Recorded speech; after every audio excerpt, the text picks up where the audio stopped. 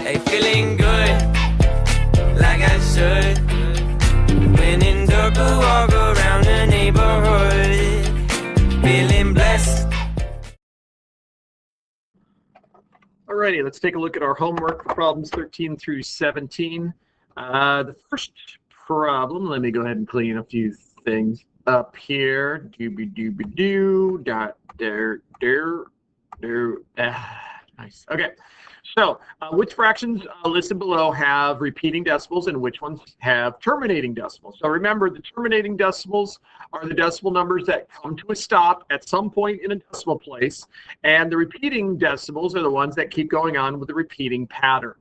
Now, there are strategies that you can learn that you can use to figure out whether or not a fraction is going to result in an equivalent decimal number that repeats or terminates just by looking at the denominator. I don't know that that's something that you absolutely need to do, but I will show you that, in all of our decimal places, like 0.1 is equal to 1/10, right? 0.25 is equal to 25 hundredths, and every decimal place results in you getting a power of 10 in the equivalent fraction. And the only way you can get tens or hundreds or thousands or millions or any of those powers of 10 in the denominator is if your denominators are comprised entirely of 2s and 5s. 2 times 5 is 10, right? So if you take any fractions that have, multiples of 2 or 5 in the denominator, that's going to result in a terminating decimal. So if you look at 2/5 that has a 5, right? Well, 2/5 is the same as 4/10, which is 0.4, so this is going to terminate. 45 is 5 times 9. Now, I like the 5 being there, but the fact that there's a 9 in there means that this is going to eventually repeat. And the only time that wouldn't happen is if you had a 9. Like if there's a 9 on the top here and a 45 on the bottom to where they would cancel out, that would leave you with 1/5, so then it would terminate, okay? So that's something you can look for, and I can pretty much tell you, like this is, 25 times 10, so this is 2 times 5 is 10, and then 5 times 5. So there are only 5s and 2s in the denominator, so it's going to terminate. Okay, so that being said, you can always just use the calculator. 2 divided by 5 is 0.4, so that terminates. 7 divided by 45 gives you a repeating pattern of 0.1, 5, 5, 5, 5, 5, 5, 5, 5, 5, 5, 5, 5, 5, and then you see that 6 there? Some calculators only take you to a certain decimal point, and then they round it for you. So that's supposed to be 5 going on forever, but it rounded it to a 6. But that is what you would see in a repeating decimal. Then you take 5 and divide it by 99, and you get 0, 5, 0, 5, 0, 5, so you get a repeating pattern there. And then let's prove that 27 divided by 250 is going to terminate. Yes, it terminates in the thousandth place, 108 thousandths. Okay, so all fractions can be written as decimal numbers by doing the division. And use your calculator to help you with that. And either terminate once they've been converted to a decimal, or they repeat with a pattern. Problem number 14 says, here are the lengths in inches of snakes in a reptile display at the zoo. One thing that's kind of nice is they put the data in order for us. You need the data to be in order when you're going to find the median. You don't need it in order when you find the mean. And so typically, there are some strategies that we can use here. And when we get a little bit deeper into this in Chapter 8, when we're studying measures of central tendency in more depth and we are doing data displays, I will show you how to use a spreadsheet to find the mean and the median of this data, and it's going to be a lot easier than what you have to do here. Here, you literally have to add up all of those numbers, find the total sum.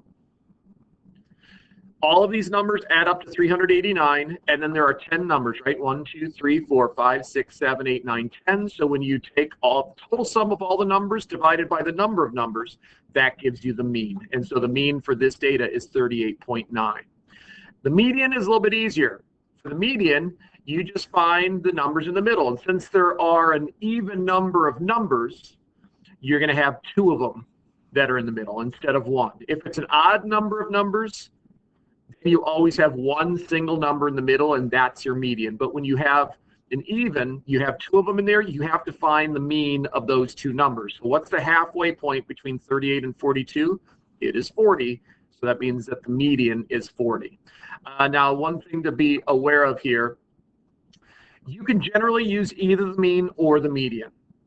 If there is an outlier, like if there was one snake that was 150 inches long, that would skew the mean to make it bigger than normal, okay? So if you've got an outlier, that can sometimes affect the mean. So that's where the median would come into play. If I replace this 52 with 150, the median would be exactly the same. And so the mean is generally more accurate unless you've got an outlier or two. Then it's better to go with the median.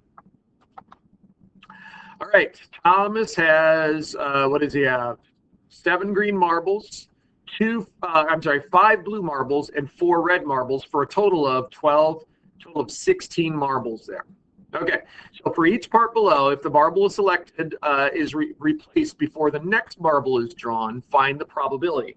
Okay, so the significance of that is when you pull out a marble and then you put it back in, then you always are pulling out of a bag with 16 marbles. The total never changes when you replace it. So that's why they bother telling you that.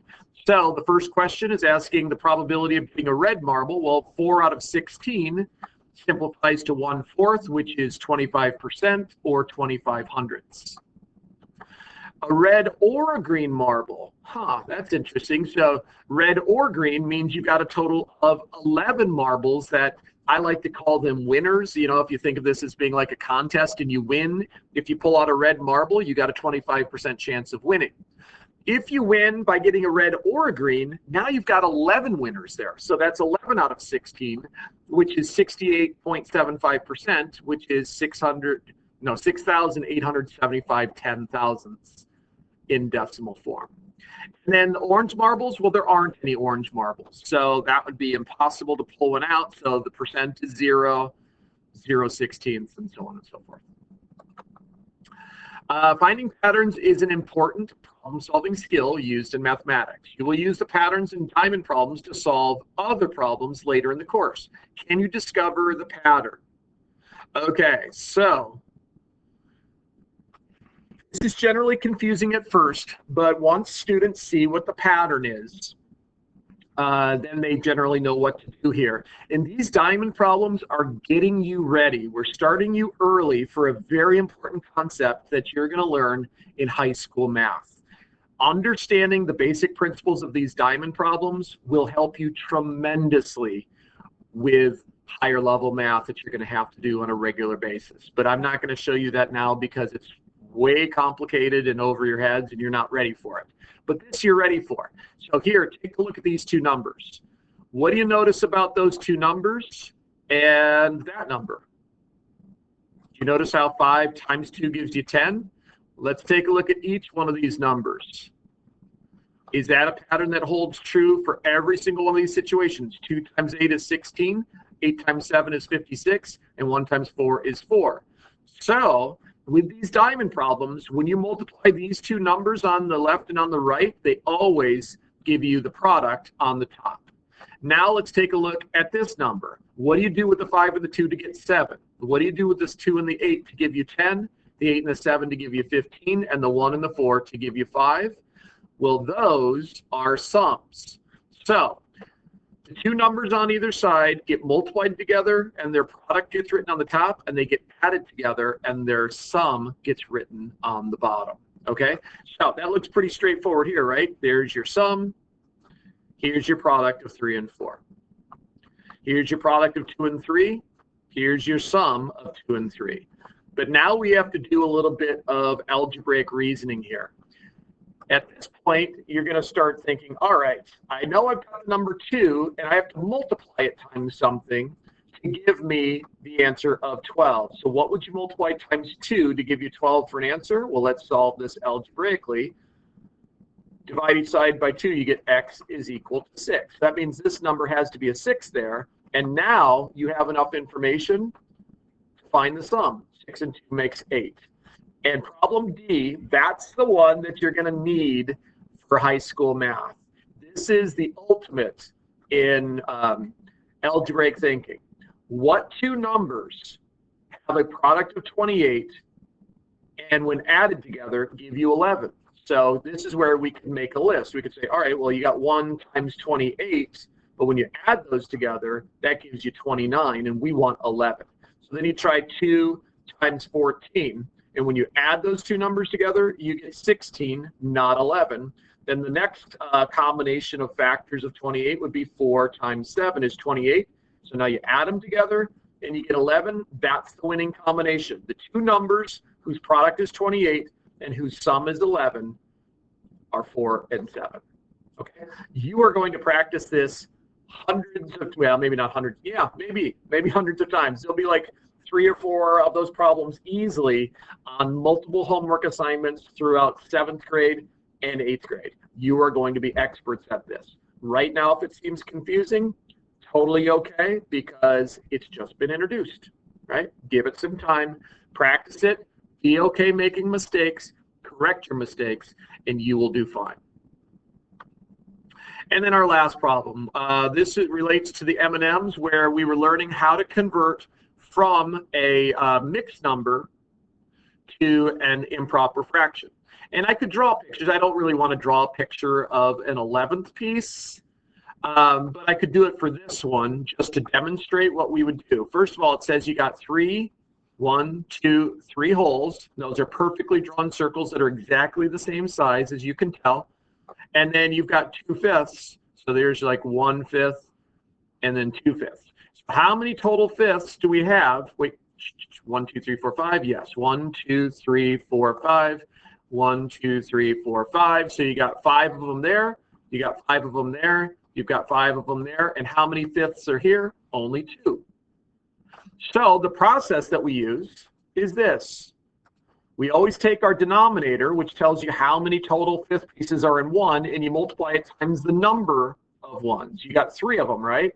So 5 times 3 is 15. There's your 15 right here.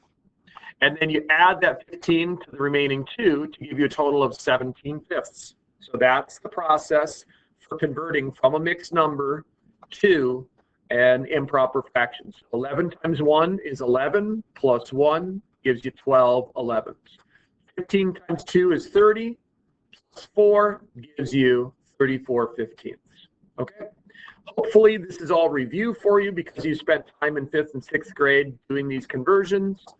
If not, you're going to get plenty of practice in 7th and 8th grade as well. Okay? All right. So good job on the homework. Oh, that lasted 13 minutes. I'm going to stop it right now.